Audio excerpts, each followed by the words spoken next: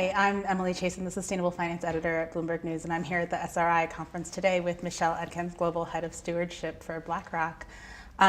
BlackRock's in such an interesting position in the market with over $6 trillion in assets, holding tons of active funds and passive funds, and you have such a big job as Global Head of Stewardship. And BlackRock's really been in the news this year with the very beginning of the year. Larry Fink, your CEO, sent this letter to other CEOs around the world saying that companies should have a social purpose. And that drew a lot of controversy. Did that come as a surprise to you? It did. Larry's been writing this letter to CEOs of the companies that we invest in on behalf of our clients for 6 of the last 7 years. And the themes have been very consistent along the points around BlackRock is a long-term investor on behalf of our clients. We want to engage companies about how they're thinking about their long-term strategy, the macroeconomic challenges they may be facing that may impact their ability to deliver their strategy, and how they think about the most recent macroeconomic and societal developments that are affecting their business. The thing that was different this year was we mentioned in the letter this point that companies have to have a social purpose to basically have a long-term future. And we didn't think that that was that controversial, and it's very consistent with other points that we have been making over time. But it's clear that for some people that phrase social purpose means very different things to what we intended it to mean. So from our point of view, a company explaining its social purpose is about explaining to all the parties it depends on to be financially successful over time, how it serves those people's interests, as well as delivering profitability and shareholder returns. And there did seem to be in some of the feedback a very strong sense that there's a trade-off between being a responsible company and maximizing shareholder returns. In our view, again, over the long term, these things are totally aligned and totally consistent, and we think it's important that companies articulate how they think about that so that we can engage with them if we happen to have a difference of opinion. How do you talk about that social purpose with companies? How have those conversations gone this year? They've gone really well, and the thing I found very interesting about the dialogue that we've been having with companies is that people in leadership roles within corporations fully get the message of the letter. They know from their day-to-day decision making that they need to address the needs and the views of all of the stakeholders in the company, or all of the constituents that the company depends on for its financial success over time. And so it was an interesting dichotomy in some of the feedback that we got, that companies fully understand why it is they need to articulate their purpose. But it was pundits who were commentating that this was somehow different to capitalism. At the same time, a lot of the conversation we had with companies was, we know what our purpose is, but articulating it for people who are at arm's length to the company is actually more difficult than it sounds. And in our view, that's the sort of direction of the conversation we'll be having in the coming year, is how have the companies been thinking through how to articulate that message and make it relevant to people who are not as familiar with the company and what it does as the people who work there.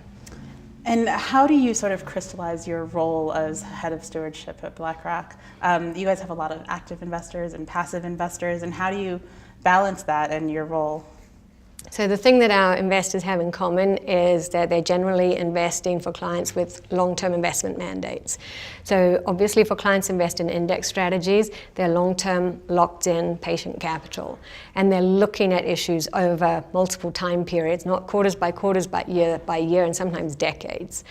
On the active side, generally speaking, there's a similar long-term underpin to the strategies. And so there's a pretty consistent mindset across BlackRock about being long-term. The engagement that we do is therefore agnostic about where the holding is held, whether it's in an index strategy or an active strategy. But the fact is that 90% of the equity investments that we make on behalf of our clients are in index strategies. So that's usually the biggest component of a holding that BlackRock is registered to have. Therefore, we look at these issues from the presumption that we're going to be investors into the indefinite future. We engage, our investment stewardship team engages with our active managers where they have a holding to ensure that we're looking at these issues around governance and environmental and social factors in a business consistent with long-term shareholder value, that we're not looking for a purity of governance standards that is different to something that supports long-term shareholder value. Well, let's dig into some of the issues you've focused on in the past year. Firearms has been a really big issue for you guys after the Parkland shooting, and teachers pension funds all over the US realizing that they had holdings in firearm manufacturers they might not have known. How did you guys manage that, and how did you manage all these requests for engagement from different parts of the universe? So after the Parkland shooting, we issued a statement about how we were going to engage the companies that are involved in either the manufacture or distribution of civilian firearms. And we set out a list of questions we planned to ask those companies in each of those segments of that sector. We also engaged widely with clients. And the way we approached that was for clients for whom it was a concern to invest in those firearms companies, we offered them a product choice that meant they could switch out of an index fund that did invest in those companies to an index fund that did not invest in those companies. And that's the client choice that we offer them. On our engagement, we had very constructive dialogue with the majority of companies in the sector around how they saw this development impacting their sector over time and impacting their business decisions and how they operate their business in particular. And another issue that you faced this year was climate change. The UN just sent that report out saying that we're soon going to see the impact of climate change. 1.5 degrees has been not going to be stalled off, and probably start to see impacts by 2040, which is not actually that long term. How do you balance your role as sort of the largest shareholder in all of these oil and gas companies and your positions now on sort of being more active in talking about climate change and making sure people are prepared for a transition? So we've engaged companies that are exposed to climate risk and climate transition for quite a few years. After the Financial Stability Board published its task force on climate-related financial disclosure recommendations, that gave us a framework to engage companies around how they disclose, how they think about these issues, what their governance process is, how their governance process informs long-term strategy setting, and then the metrics and targets that they use to measure the company's changes over time. On the whole, we found companies very receptive to TCFD because intellectually it does align with how companies are run. But we're also having conversations separate to TCFD disclosures around how companies are seeing a transition in their industry.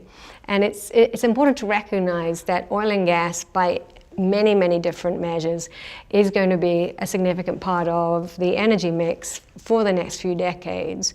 It's just understanding how companies see the change over time that will affect the way that they invest in their assets and explore for new assets. Another issue I wanted to talk about that you've sort of focused on this year was diversity and women on boards. It was really interesting to see BlackRock write letters to companies about not having enough women on their boards. How did you decide to do that? So we've been, again, engaging with companies around board diversity and the caliber and quality of board directors for a number of years. It's one of our chief areas of focus because we fundamentally believe that board quality is a core component of good governance, which also from that cascades good business practice, good leadership at executive level. The focus on board diversity is because we've had any number of conversations, and the companies that have been responsive have really made a lot of progress on their own initiative.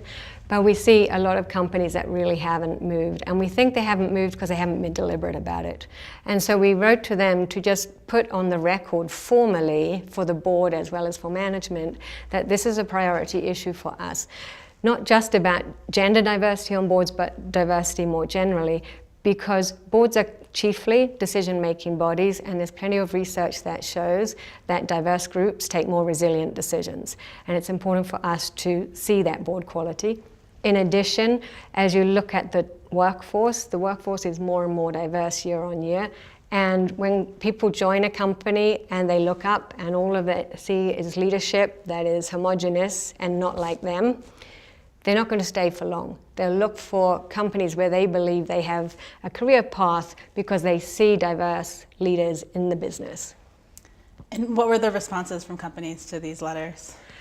On the whole, positive, and I think it is about this point about being deliberate. Some companies resorted to excuses that we've heard time and time again about there not being enough women candidates for board roles and so on.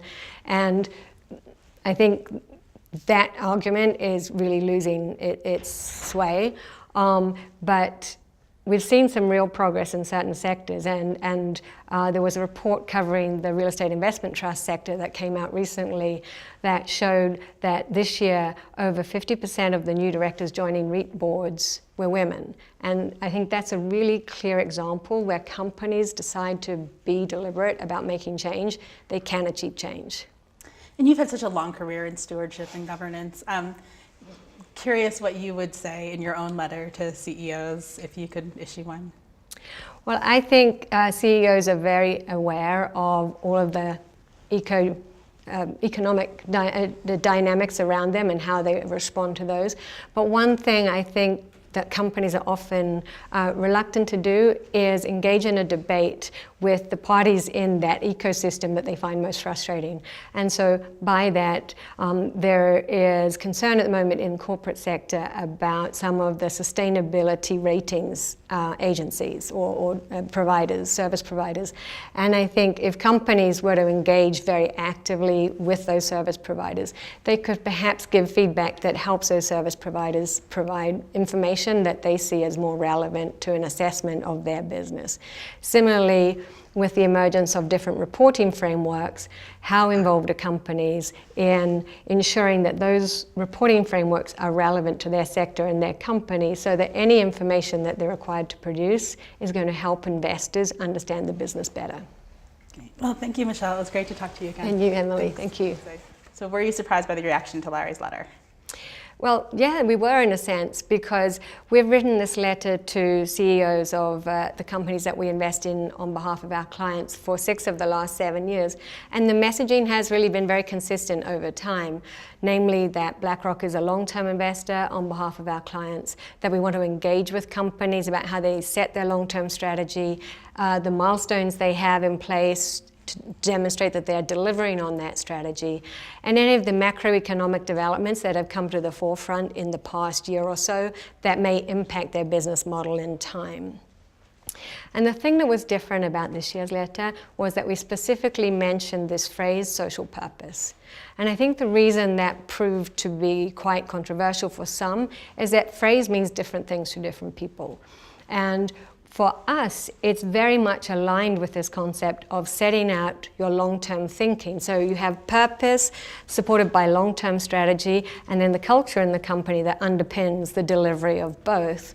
And we thought that was consistent with what we've said for a long time. It also reflects something that we've been hearing for the last few years, that business has to demonstrate that society should trust business to deliver for society. And that might sound tangential to doing your business, but actually companies depend on multiple constituencies to be successful, both shareholders, credit investors, lenders, as well as employees, customers, regulators, and the community in which they are based. And without demonstrating to all of those constituents that the company is relevant and should be supported by those constituents, it's hard to see how it's going to have a successful long-term financial future. And our clients as long-term investors depend on companies generating shareholder return so that they can meet their long-term financial goals.